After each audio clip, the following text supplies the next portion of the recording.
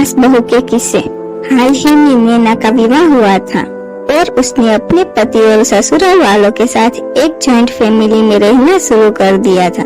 कुछ दिनों बाद उसे पता चला कि वह अपनी सास के साथ नहीं रह सकती। नैना की सास रूढ़िवादी थी, जबकि नैना आधुनिक जीवन शैली जीने वाली लड़की थी। जल्द ही उनके बीच झगड़े होने लगे।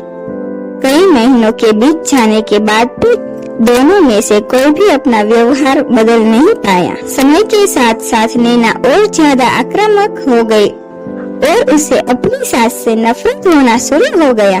वह सोचने लगी कि कैसे अपनी सास से छुटकारा पाया जाए। एक बार हमेशा की तरह जब उसने अपनी सास से झगड़ा किया और उसके पति ने अपनी माँ का साइड लिया, तब नैना गुस्सा हो गई और अपने मायके चली गई। नैना के पिता एक केमिस्ट थे।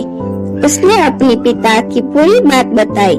उसने अपने पिता से कहा कि कुछ जहर दे ताकि वह अपनी सास के खाने में मिलाकर उसे छुटकारा पा सके, नहीं तो वह अपने पति के घर वापस नहीं जाएगी। नैना के पिता को यह सब जानकर काफी दुख हुआ और उन्होंने अपनी बेटी से कहा, अगर तुम अपनी सास को जहर देती हो तो तुम और मैं दोनों जेल जाएंगे।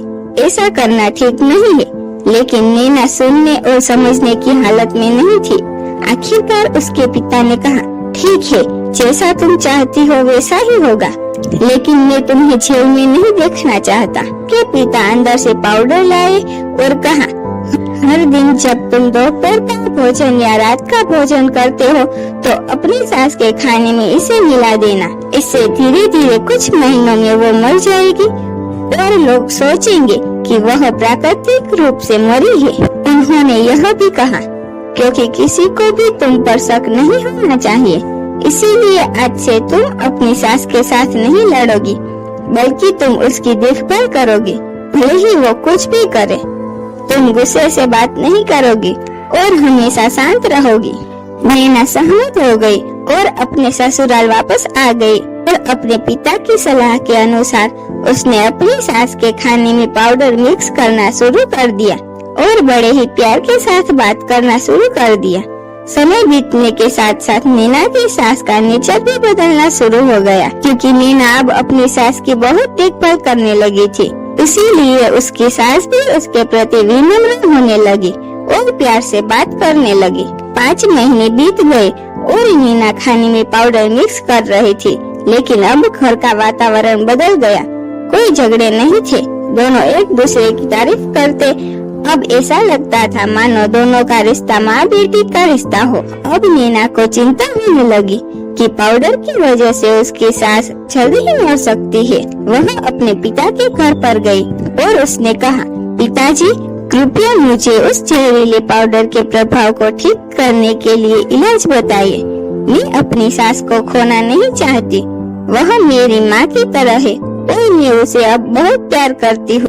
उसके पिता मुस्कुराए और कहा, कौन सा जहर? मैं तुम्हें बस एक स्वीटनर दिया था। नैना हैरान थी और उसने अपने पिता से पूछा कि उन्होंने ऐसा क्यों किया।